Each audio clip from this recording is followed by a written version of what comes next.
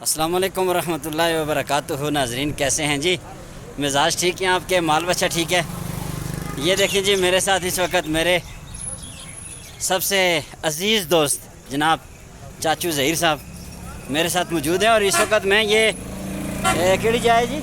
چیکا گلی۔ ہاں، چیکا گلی جی، ظہیر چاچو کے پاس۔ ظہیر چاچو کے شہر میں ہے ہوں، مسیتی میں ہماری ملاقات ہو گئی ہے جناب۔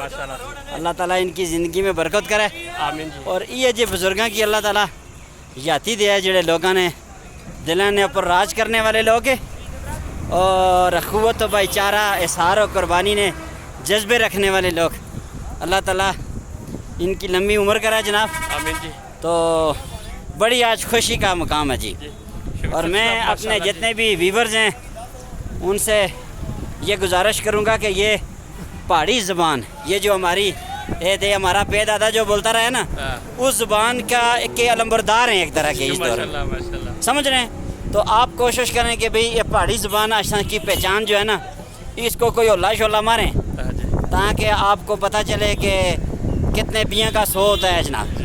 تو میں ظہیر چاچو کا زیادہ وقت نہیں لوں گا، میں اب ان سے التماس کروں گا کہ ہمارے جو ویورز ہیں، فالورز ہیں، ان کے لیے یہ کیا کہنا چاہتے ہیں؟ یہ شوکت سلفی صاحب تسنال ملاقات بڑی زندگی نے اساسا، اور الحمدللہ دنیا بھر وچ تسنیاں خدمات جس طرح اپنے زبان وچ پروموٹ تساں کیتیاں، تسنی خدمات کی الگ لوگ سلام پیش کرنے، اور شوکت سلفی ولاگ دیکھنے والے کی کہ جی یہ بہت ہی خوبصورت، اور یقین کرو کہ ساری اس دنیا نے کسا ملک وچ ہاں، کسا جگہ وچ بھی ہاں، لیکن اپنی پہچان یہی کہ اپنی پہاڑی زبان، اور جس طرح شوکت سلفی صاحب ہمیشہ سارے زبانی پروموشن وچ کوشش کرنے۔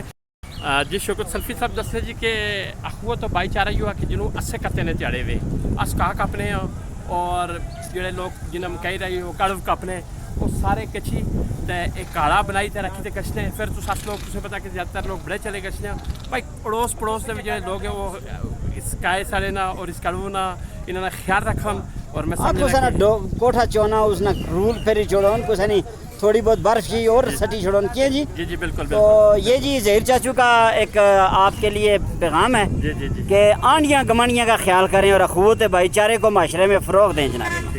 اسی کے ساتھ دیں اجازت شوکت سلفی کو، اللہ نگہبان۔